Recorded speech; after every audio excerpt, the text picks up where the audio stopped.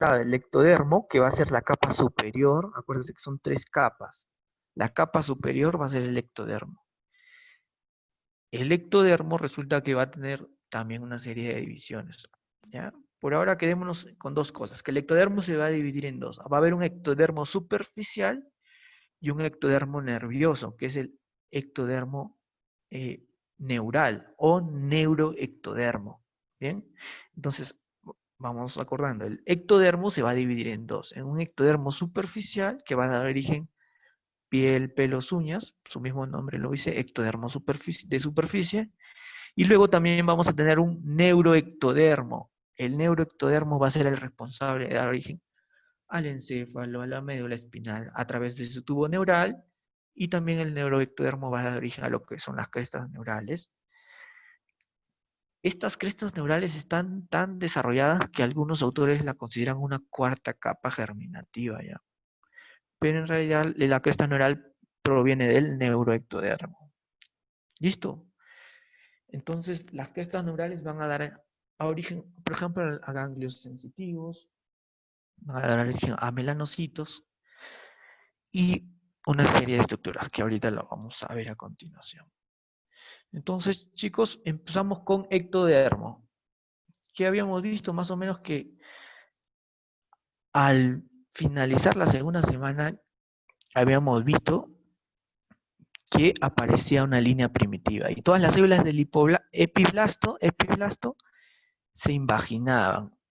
Y al invaginarse, una tras otra, se formaban 3 capas y daban origen a las 3 capas germinativas: ectodermo, mesodermo y endodermo.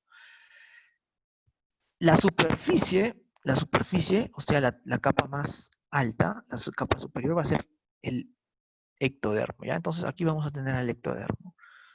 Su línea primitiva, en su extremo craneal va a estar el nódulo primitivo, y luego este disco embrionario va a adoptar una forma más o menos ovalada, donde el extremo caudal va a ser más ancho, como que de este lado, en este lado debería aparecer la cabeza, ¿ya? Este sería el extremo craneal, y mientras que en la parte inferior, este sería el extremo caudal, la cola.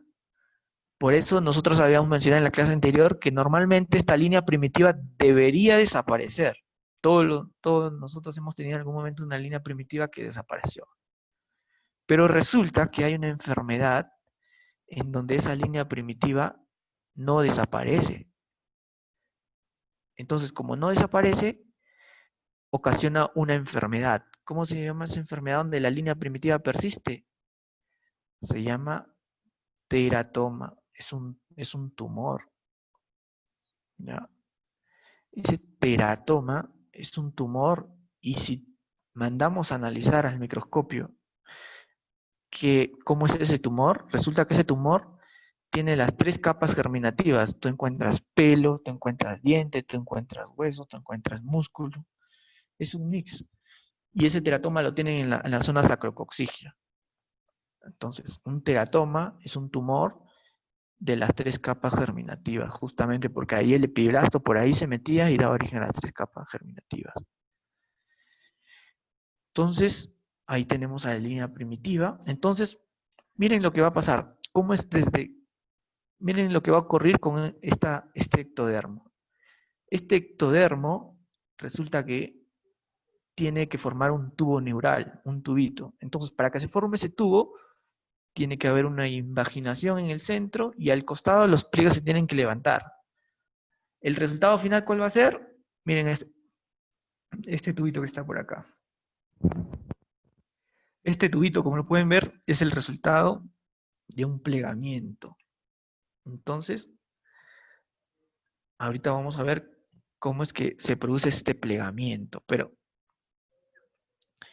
Entonces, miren, para que se produzca ese plegamiento, tiene que haber un engrosamiento del ectodermo en la zona craneal. Entonces, a nivel de la zona craneal se engruesa. ¿Qué pasa cuando se engruesa esta zona del ectodermo? Aquí ya cambia de nombre y se va a llamar placa neural. La placa neural es un engrosamiento del ectodermo a nivel de la zona craneal. ¿Y quién es responsable de ese engrosamiento, resulta que hay una estructura que se llama notocorda, que está inmediatamente debajo de acá del ectodermo, ¿ya? Miren, lo voy a dibujar. Entonces, la notocorda es un tubito que proviene del mesodermo. Es un tubito que sale por abajo, parte desde el nódulo primitivo, se mete por abajo. Ese tubito, su función es mandar señales, cumple una función muy importante en la formación del tubo neural. Manda señales para que esta zona del ectodermo se comience a engrosar. Entonces, una vez que esa zona del ectodermo se engresa, ya va a pasar a llamarse placa neural. Bien, entonces la placa neural, como pueden ver, es un engrosamiento del ectodermo. Luego, ¿qué va a ocurrir? A nivel de la placa neural va a aparecer un surco, o sea, un hundimiento, una invaginación. Ese va a ser el surco neural. ¿Y qué va a pasar a los costados? A los costados se van a empezar a levantar. Esos van a ser los pliegues neurales. Y más o menos a los 20 días ya están apareciendo los primeros somitas. Los somitas son acumulaciones de mesodermo, que más adelante vamos a ver que van a dar origen a las vértebras. A músculos también dan origen. ¿Ya? Esas son las somitas. Y ustedes se preguntarán, ¿y qué pasó con mi notocorda? La notocorda luego va a desaparecer, ¿ya? La notocorda va a desaparecer. Pero quedan unos residuos de notocorda, que son como unos discos. Van a quedar así como un disco 1, disco 2, disco 3, disco 4. En el futuro esos discos van a ser los famosos discos intervertebrales. ¿Ya? Esos discos intervertebrales se fusionan con las somitas y ahí vamos a tener mi columna, ¿ya? Pero no es que la notocorda va a dar origen a la columna, no, eso es falso. Los residuos de la notocorda solo dan origen a los discos intervertebrales. Bien, entonces, miren, continúa el proceso de neurulación, o sea, de formación del tubo neural. Estos pliegues se levantan y comienzan a fusionarse. Y luego comienzan a fusionarte tanto en dirección para arriba como en dirección para abajo, o sea, en dirección cefálica y en dirección caudal. Hasta que por fin tienen que cerrarse los dos extremos. Entonces, chicos, esta es pregunta de examen. ¿En qué momento se cierran estos agujeros que se les conoce como neuroporo anterior y neuroporo posterior? Según Lachman, el neuroporo anterior se va a cerrar en el día 25, o sea, en el estadio de 18 a 20 estomitas. Mientras que el neuroporo posterior se va a cerrar en el día 28. Chicos, entonces se cierran esos neuroporos y ahí ya se formó el tubito neural. El tubo neural es el que da origen al cerebro, todo lo que es encéfalo y a la médula espinal. Entonces, neurulación, no se olviden, formación del tubo neural. Todo, como han visto, todo esto de celeste da origen viene del ectodermo. Por lo tanto, aquí ya tenemos razón suficiente para decir que el ectodermo da origen a casi todo el sistema nervioso, ¿verdad? ¿A qué más da origen el ectodermo? También da origen a unos engrosamientos que aparecen aquí más o menos a nivel del romboencéfalo y del telencéfalo, que son una parte del tubo neural, ahorita lo vemos, que son placodas, ¿ya? Las placodas, ¿qué son? Son estructuras que forman parte de la visión. Por ejemplo, hay una placoda del cristalino y hay una placoda auditiva. ¿Bien? Entonces, esos engrosamientos de ectodermo van a dar origen a placoda del cristalino y placodas auditivas. Entonces, ahí tenemos otra estructura que deriva del ectodermo. Entonces, y aquí también a veces suelen preguntar de genes. Entonces, si les preguntan por qué se engrosó el ectodermo para formar la placa neural, aquí han intervenido el factor de crecimiento de fibroblastos y la proteína morfogénica ósea 4. Bien, que en inglés es Bones Morphogenic Protein. Entonces, esas estructuras que son secretadas por la notocorda y el nódulo primitivo, junto con otros factores de transcripción, noguina, cordina y folistina. ¿Ya? Esto es inducción de la placa neural. Y como vemos es a nivel craneal. Pero a nivel caudal también hay otros genes que participan en la inducción de la placa neural. va a ser la proteína, el gen WEN3A, y el factor de crecimiento de fibroblastos. ¿Ya? Esto es a nivel caudal y va a dar origen al romboencéfalo y la médula espinal. Entonces, chicos, miren, este tubo neural resulta que tiene algunas partes. ¿Ya? Mira, esto ya ocurre más o menos alrededor de la quinta semana. Alrededor de la quinta semana se van a formar 5 vesículas a nivel del tubo neural. Entonces, de arriba hacia abajo, ¿cuáles serían esas 5 vesículas? Tenemos al telencéfalo, al diencéfalo, al mesencéfalo, al metencéfalo y al mielencéfalo. Eso es a nivel del tubo neural. Y en la parte más caudal del tubo neural ya se va a formar la médula espinal por acá. Entonces, chicos, esto sobre todo se ve cuando veamos embriología del sistema nervioso. Vamos a ver que esta vesícula de acá, o sea, la parte más anterior del tubo neural, va a dar origen al cerebro, núcleo centrales, lóbulo olfatorio. El diencéfalo va a dar origen al tálamo, hipotálamo. El mesencéfalo sigue como mesencéfalo y da origen a los colículos, pedúnculos cerebrales. El metencéfalo va a dar origen a la protuberancia anular y el mielencéfalo va a dar origen a la médula oblonga. ¿Bien? Todas estas vesículas tienen conexiones que, bueno, algunos ya las habrán estudiado, ¿no? Que, por ejemplo, a nivel del telencéfalo hay comunicación con el tercer ventrículo a través del agujero de Monro, y el tercer y cuarto ventrículo se comunican a través del acueducto de Silvio. Entonces, chicos, eso también lo vamos a ver con más detalle en desarrollo embriológico del sistema nervioso. Entonces, hasta ahí seguimos con ectodermo. Ya vimos cómo se forma el tubo neural y cómo se forman las placodas cristalinas y las placodas auditivas. Otro detalle durante la neurulación, o sea, la formación del tubo neural, habíamos visto cómo es que se levantaban unos pliegues. En las crestas de esos pliegues, que se van a fusionar luego, resulta que aparece un grupo celular que se llama crestas neurales. ¿Ya? Estas crestas se unen, se fusionan y luego se va a formar el tubito neural. ¿Ya? Más o menos de la región dorsal de ese tubo se va a desprender un grupo de células y aquí vemos cómo se forman las crestas neurales. Entonces, las crestas neurales provienen del neuroectodermo. Entonces, una vez que se forman aquí mis crestas neurales, tienen dos opciones. O bien se van por una vía dorsal, o bien se van por una vía ventral.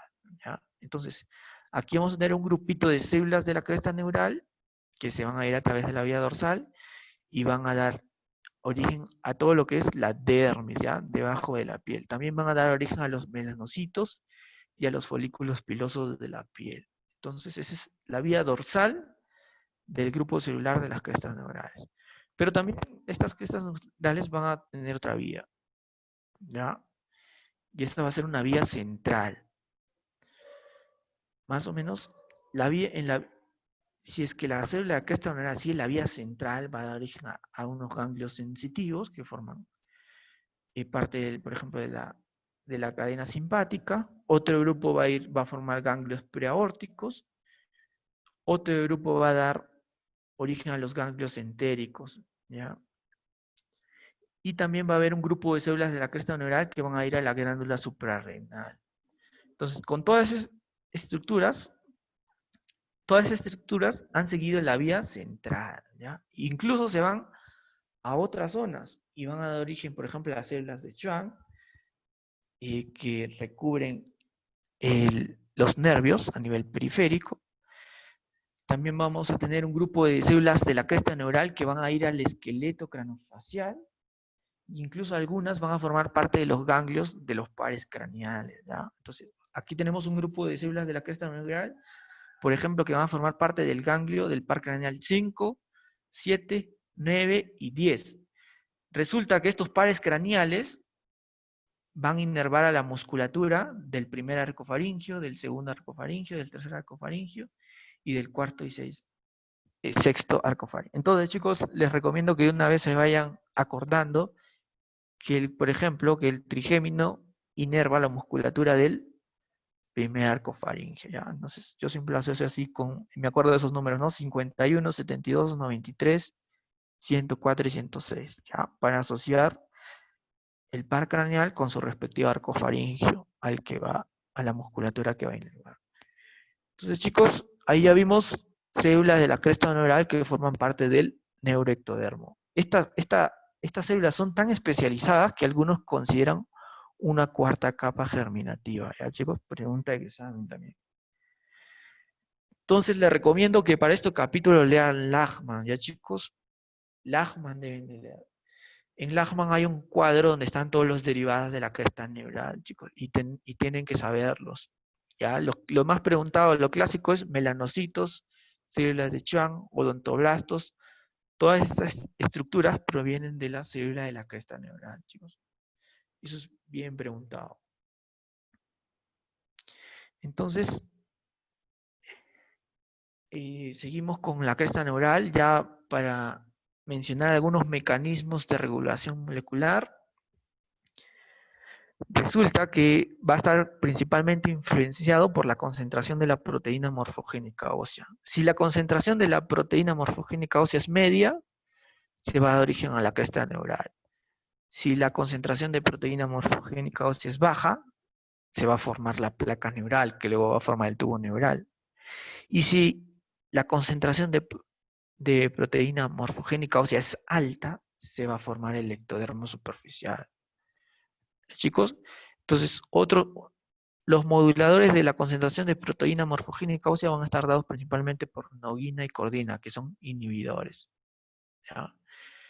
Otros genes que participan sobre todo en la limitación de la placa neural va a ser la proteína, el gen Wnt y el factor de crecimiento de fibroblastos. Y también otros genes implicados son FOXD3, que determina la segunda oleada cuando las células de la cresta neural comenzaban a migrar. ¿Se acuerdan? Que migraban por una vía central y por una vía dorsal. Bien, chicos, otra proteína implicada es LUC2, también en la migración. Implicada en la migración de las células de la cresta neural. Entonces, esos genes son datitos que están en Lachmann y también preguntan, chicos, ¿ya? Entonces, ahora vamos a pasar a la segunda capa, que era mesodermo. Chicos, entonces, como yo les había dicho otra vez, en la tercera semana habíamos visto cómo el epiblasto se metía, se invaginaba en la estría primitiva y daba origen a tres capas. Miren, chicos, acá están estas tres capas, ¿ya? La más superficial es el ectodermo, luego viene una media, que es mesodermo, y luego viene la más interna de todos, que es el endodermo. ¿Ya? El endodermo aquí rodeando a su cavidad, a su saco vitelino, ¿ya? Entonces, también habíamos dicho que cómo es que desde el nódulo primitivo salía como un tubito, que es la notocorda. No olvidar, la notocorda es un derivado del mesodermo, ¿no? Justamente se encuentra a este nivel, ¿no? Rodeado de mesodermo. Entonces, ahí no habíamos quedado. Esto era gastrulación, ¿ya? Conforme avanza el desarrollo, más o menos cerca del eje, cerca de la notocorda, hay una región de mesodermo que se va a engrosar, ¿ya? Entonces va a dar origen al mesodermo que está cerca del eje. ¿Cómo le llamarían a ese mesodermo que está cerca del eje? Mesodermo paraaxial. ¿Bien? Luego viene acá una comunicación de mesodermo intermedio y luego el mesodermo que está más distal de todos, ese va a ser el mesodermo lateral y va a tener dos capas. Una capa que va a rodear a calamnios, ese va a ser el mesodermo parietal, y también va a tener un mesodermo que va a rodear acá el saco vitelino. A ese mesodermo le vamos a llamar mesodermo visceral. ¿Ya, chicos? Entonces no olvidar los tres tipos de mesodermo: el paraxial, que es un engrosamiento cerca del eje; el intermedio, que es una comunicación; y un mesodermo lateral, que a su vez se divide en dos. ¿Bien? Entonces, el mesodermo que rodea a la cavidad amniótica, a ese mesodermo yo le voy a llamar parietal o somático, ¿ya? Ya el mesodermo visceral que rodea el saco vitelino, yo le voy a llamar visceral o esplácnico. ¿Ya, chicos? Entonces, para comentar algunos detalles del mesodermo paraxial, resulta que el mesodermo paraxial es el que da origen a las somitas, ¿ya? A las somitas, y lo hace en dirección desde la cabeza para abajo. ¿Bien? Los primeros somitas van a aparecer en la región occipital. más o menos en el día 20, chicos. Pregunta de examen. Primeras somitas, día 20 en la región occipital.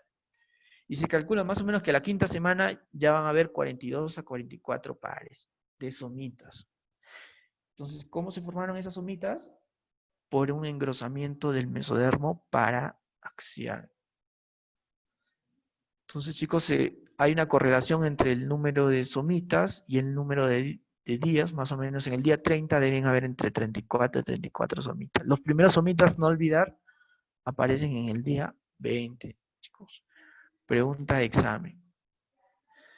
Bien, entonces vamos a estudiar ahorita cada somita. Habíamos visto que al inicio era como un cúmulo de células rodeando una cavidad. Habíamos dicho que el somita da origen a cartílago, a vértebras, hueso, músculo. Incluso va a dar origen a piel, chicos, ¿ya? Entonces, este somita se va a ver influenciado por unos genes y aquí se va a comenzar a desorganizar. Aquí va a haber una migración de células, ¿ya? Los somitas de acá, de la región ventral y medial, o sea, estos que están aquí, se desorganizan y migran y se acercan lo más posible que puedan a la notocordia. O sea, aquí ya se desintegraron todos, se separaron todos y tratan de acercarse acá a la notocorda. Entonces, a estos somitas ventromediales les vamos a llamar esclerotoma, ¿ya? Y como están cerca de la notocorda, ¿qué había ahí? ¿Qué se iba a formar en el futuro?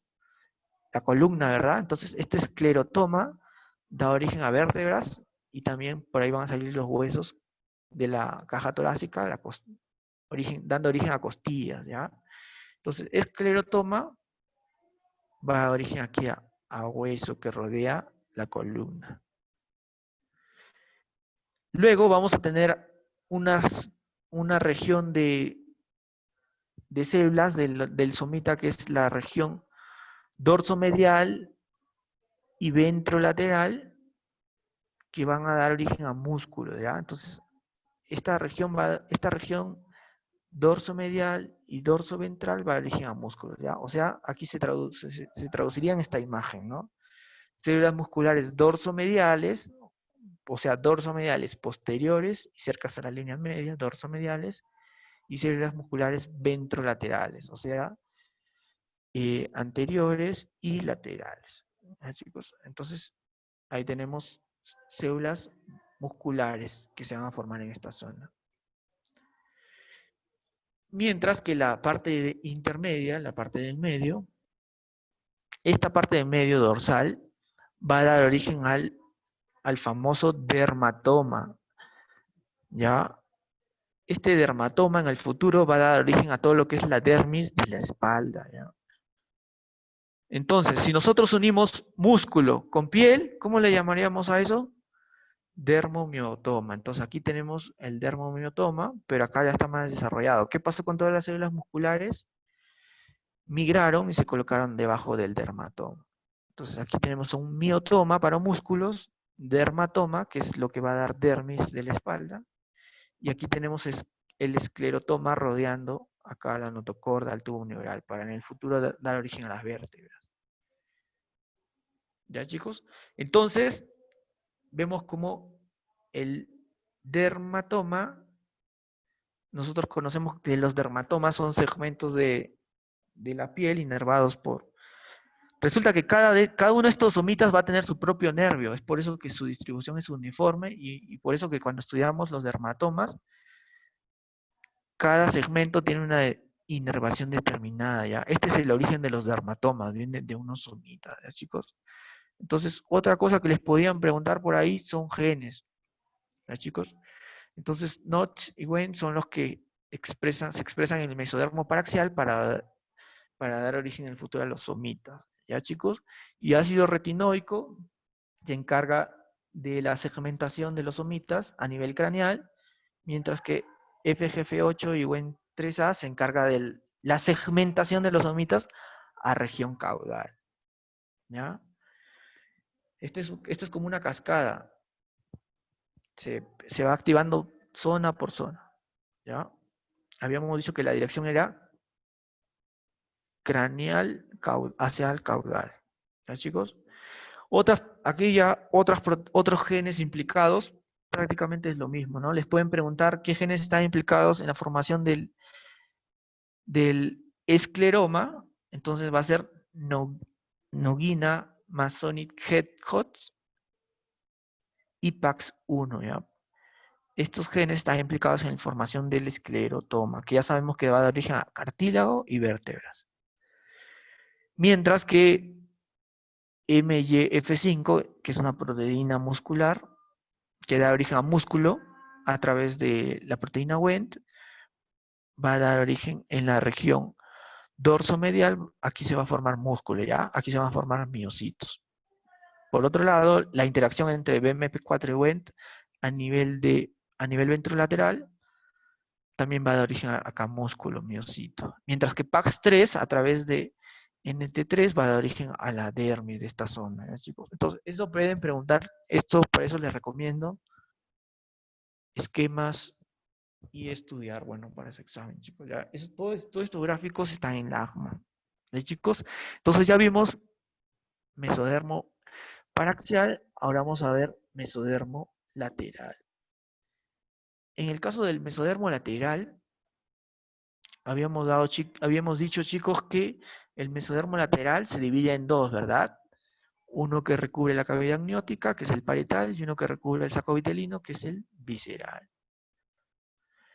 ¿Ya, chicos? Entonces, las estructuras que van a dar origen a estos mesodermos, por ejemplo, en el caso del parietal, va a dar origen a dermis, tanto a dermis de gran parte del cuerpo de la región ventral, extremidades, huesos, tejido conjuntivo, esternón. Y el mesodermo lateral parietal también va a dar origen a membranas mesoteliales serosas que recubren cavidades. ¿Qué cavidades conocen? Bueno, tenemos la cavidad pleural, tenemos la cavidad peritoneal, la cavidad pericárdica. Todos esos mesotelios derivan del mesodermo lateral parietal. Chicos, o sea, aquí miren, aquí tienen a su mesodermo parietal.